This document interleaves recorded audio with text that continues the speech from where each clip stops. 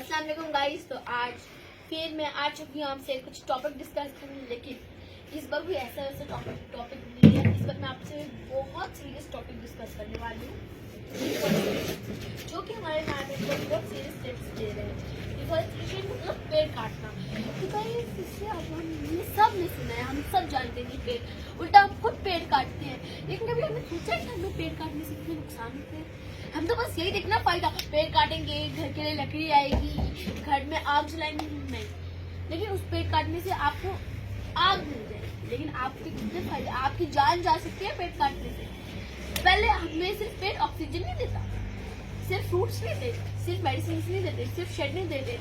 Trees हमारे जो environment है, एटमॉस्फेयर है, उसमें दोनों गैसेस का बैलेंस बराबर करते हैं। कैसे? ट्रीज कार्बन डाइऑक्साइड इनहेल करते हैं और ऑक्सीजन एक्सहेल करते हैं, उससे जो दोनों गैसेस का बैलेंस है एयर में वो ठीक रहते हैं। लेकिन अगर आप और पेड़ काटोगे तो कार्बन डाइऑक्साइड इनहेल करने के लिए कुछ रहेगा नहीं, ऑक्सीजन एक्सहेल करने के लिए कुछ हमें ट्रीज देंगे नहीं। तो फिर उससे हिसाब से कार्बन डाइऑक्साइड एक तो हमारे हेल्थ के लिए बहुत हार्मफुल है, और कार्बन डाइऑक्साइड एयर में इंक्रीज हो जाएगी, उससे हमारा कुछ फायदा होगा नहीं ना, हमारा ही नुकसान होगा।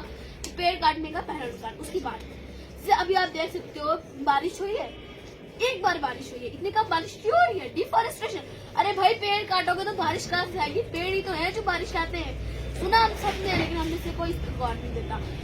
बारिश नहीं आ रही, सब बोल रहा है इस साल बारिश नहीं आई, बारिश नहीं। अरे भाई कहाँ से आएगी बारिश? पेड़ काटोगे तो बारिश कहाँ से आएगी? पेड़ ही तो वो चीज है जो बारिश लाती है। अगर आप पेड़ काटोगे तो बारिश कहाँ से आएगी? उसके बाद अगर आप पेड़ काटोगे तो आप जैसे देख सकते हैं, जहाँ भी अगर आप पेड़ काटोगे वो जगह तो वो सूखी पड़ जाएगी, वहाँ बारिश नहीं होगी। उसके बाद जो ट्रीज की रूट है ना, वो सॉइल के ऊपर वाली लेयर को टाइटली पकड़े रखते हैं।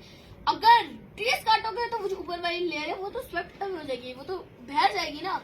उसके बाद अब डिफॉरेस्टेशन की वजह से और क्या होता है, जैसे अब मैं आपको पहले बताती हूँ कि विलेज, अब जैसे पहले सिर्फ शहरों की बात थी ना, पॉल्यूशन भी डिफॉरेस्टेशन की वजह से होता है, क्योंकि अगर पेड़ नहीं होंगे तो पॉल्यूशन को कौन रोकेगा? उसकी बात पहले सिर्फ शहरों में होती थी डिफॉरेस्टेशन, अब तो विलेजेस में भी आ रहे भाई। अब जहाँ जाओगे वहाँ आपको पेड़ कटे हुए दिखेंगे। कश्मीर में हर जगह होती है ना हाउसिंग, जैसे पेड़ों को डिफॉरेस्टेशन काटते हैं ट्रीज हाउसिंग और कल्टीवेशन के लिए। लेकिन आप कश्मीर में जहाँ भी जाओगे लकड़ी की आपको दिखेगा, जहाँ भी लिखोगे कोई हट होगा, होटल होगा, लकड़ी के दरवाजे, लकड़ी का। लेकिन वो लकड़ी आ कहाँ से रही है? पेड़। तभी आप जहाँ भी जाओगे, कश्मीर के जंगल में जाने से किसी को डर नहीं लगेगा। कश्मीर के जहाँ भी जंगल में जाओगे पेड़ कटे कटे कटे कटे कटे।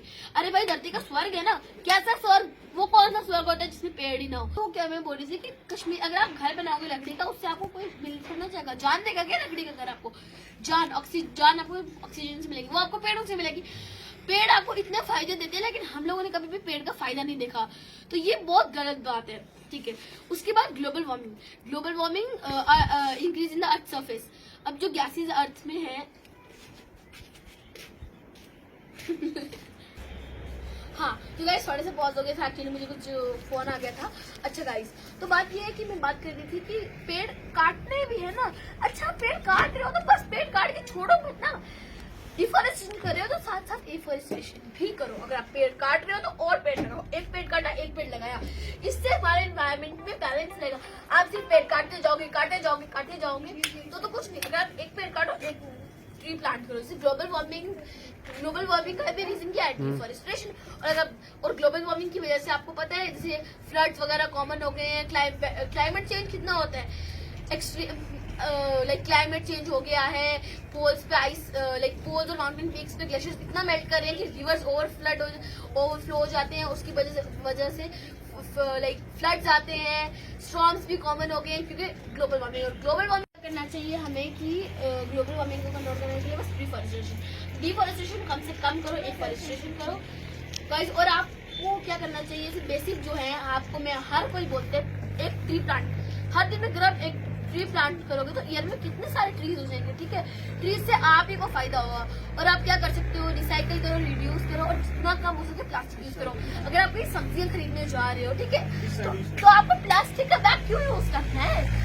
आप जूट का बैग ले जाओ और वो यूज करो। ठीक है गाइस, तो गाइस अब मेरे साथ आप प्लेज लो कि हम कम से कम ट्रीज काटेंगे, और हम और हर दिन एक ट्री प्लांट करेंगे, और हम अपने एनवायरमेंट को कंजर्व करने की कोशिश करेंगे। Thank you.